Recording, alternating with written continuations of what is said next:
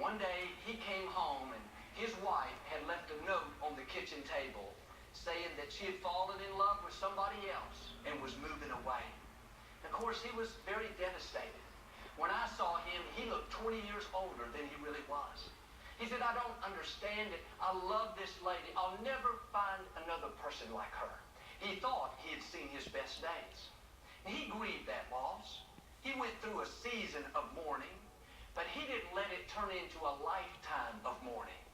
It didn't happen overnight, but eventually he got his passion back. He put on a new attitude. He made the decision he wasn't going to live life looking in the rearview mirror, kept moving forward. About 3 years later, he met this beautiful young lady. They ended up falling in love, getting married. He told me, Joel, I have never been this happy in all of my life. I never knew what true love really was. This is the way God is.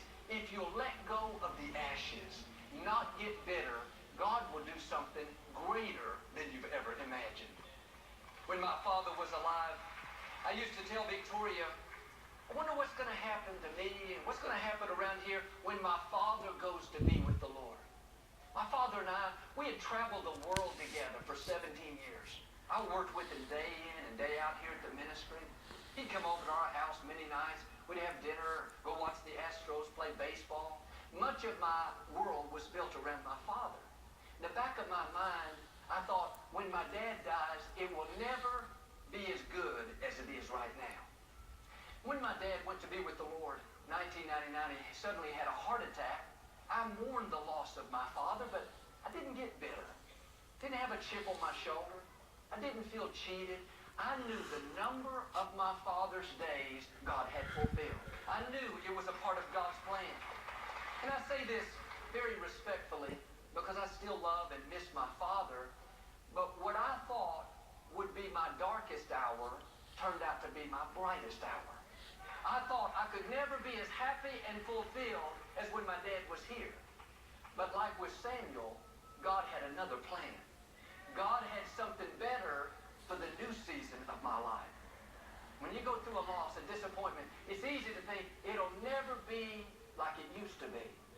If you'll stay in faith and keep moving forward, you're right. It won't be what it used to be. It will be better than it used to be. That's the way our God is. That's beauty for ashes. Now my question, are you still mourning over something that you should be over?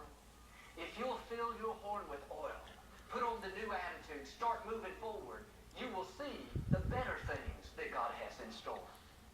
In life, we all have to deal with some kind of loss. Loss of a loved one, loss of a job, loss of a dream, loss of a relationship. And it's tempting to feel like something was taken away from us. Something was stolen. You can have one of two attitudes. You can say, God, it's not fair. I don't understand it. How could you let that happen to me?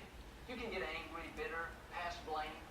But a much better approach is to take that loss and sow it as a seed. Say, God, I don't know why this was taken away, but I'm not going to let anyone steal from me. I'm sowing this as a seed, trusting you to bring me a harvest. In other words,